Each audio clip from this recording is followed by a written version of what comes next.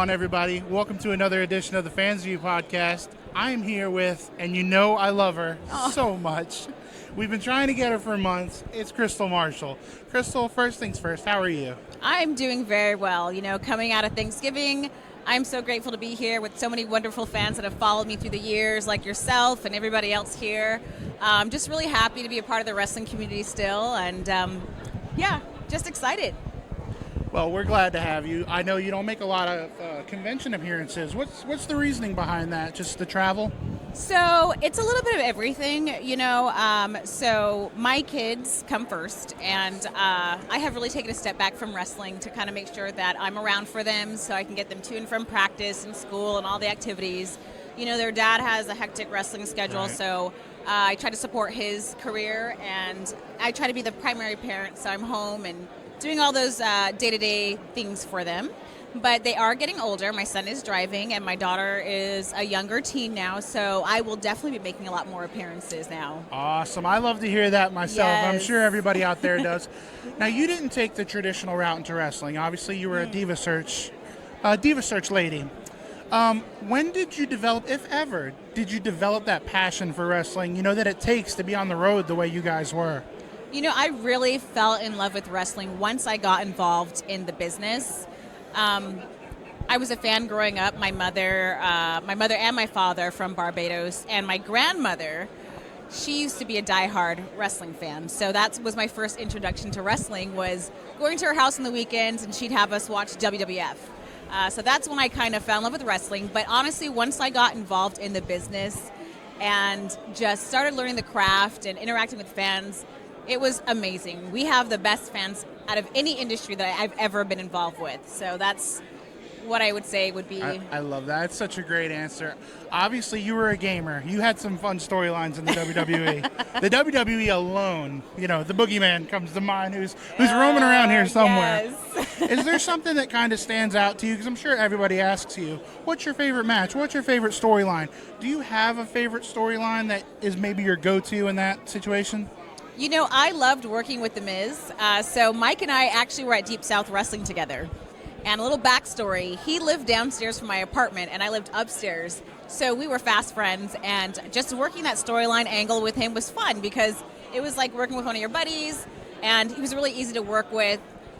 So it never felt like work, you know. He had a good sense of humor, and he worked crazy hard, so it was great working with him. Absolutely. Another time period, another thing that happened in that time period was WWECW.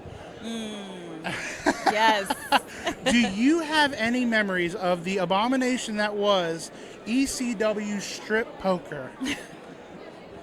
You know, that would have to be one of those things that I look back at and I'm like, oh my God, I was so young, you know? Do I have regrets? Absolutely not, because it was amazing. It was fun, you know, but it was one of those situations that you had to be there to really appreciate even more, you know? So it was fun when it happened. I kind of look back and I'm like, kind of wish I wasn't out there, but, you know? It's one of those things, but it was a lot of fun when it was happening. Yeah. And I was 21, so cut me some slack, okay? If you knew how many times as a child, well, adult child, I was running around screaming diamonds on my boobs. Ridiculous. It was ridiculous. Ridiculous. And I am still that ridiculous, but I try to keep it off camera. Well, we appreciate you. Like I said, you were a gamer.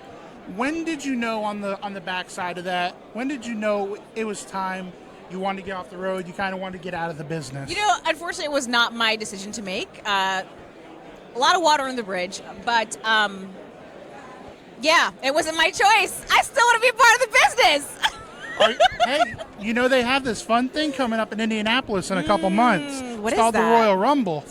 Ooh. I'm just saying. I'm not saying. I mean, I don't know if I will, but I'm saying I would. Oh, you heard it here first. That is Fans View exclusive, folks. We're going to take credit for that as well. So to pivot off of your time in the ring and kind of bring this thing home, this is the Fans View podcast, so I would love to know what you're a fan of outside of professional wrestling. You know, I'm a big fan of all trad wife content right now on Instagram. I am pretty fucking boring. I make my own sourdough bread. I make my own oat milk, so I'm a little crunchy now. Big fan of that. Obviously, I'm a fashion girly. I love shoes, and I'm a mom, so I like going to my kids' games and stuff like that. I just love all the aesthetically pleasing things, fashion, food, all of that. So a little bit of this, a little bit of that, and I really love just creeping on the new wrestling women. And just seeing what they're wearing and what they're doing and what kind of work they're doing in the ring. And I'm a fangirl, and I'm having a moment. So you are still a fan of the business even today? I am. I will say this. I'm a fan of the women. I'm not saying I don't like the guys, but I'm obsessed with watching them and watching the evolution of women's wrestling, That's for sure. amazing. That's yeah, amazing. I That's am. amazing. So to bring this thing home, it's what I love to ask everyone, and I just know you're going to give me a great answer. At this point in your life, at this stage of your career, what does the term success mean to you? Gosh, that is such a good question. So, if you would have asked me a couple years ago what it meant to be successful, I would say having a lot of money, being very famous, doing all the movies, doing all the TV shows, all of that. But I would like to think that I'm a very successful person. I've had a tremendous amount of life experience. I have made a great career in wrestling. I've been a mother, I've been a friend, I've got my health, I've got my family, and honestly, that is the definition of success. I haven't lost myself. I feel really lucky, blessed, and successful. So that's it for me. I knew you wouldn't disappoint. Kristal, where can people reach out to you? You're on Instagram, right? Yes, you can follow me at Bajan Bombshell 83, and that's BAJANBOMBSHELL 83. 83 is in 1983 because that's the year that I was born, and I am that many years old. So yes. And still beautiful.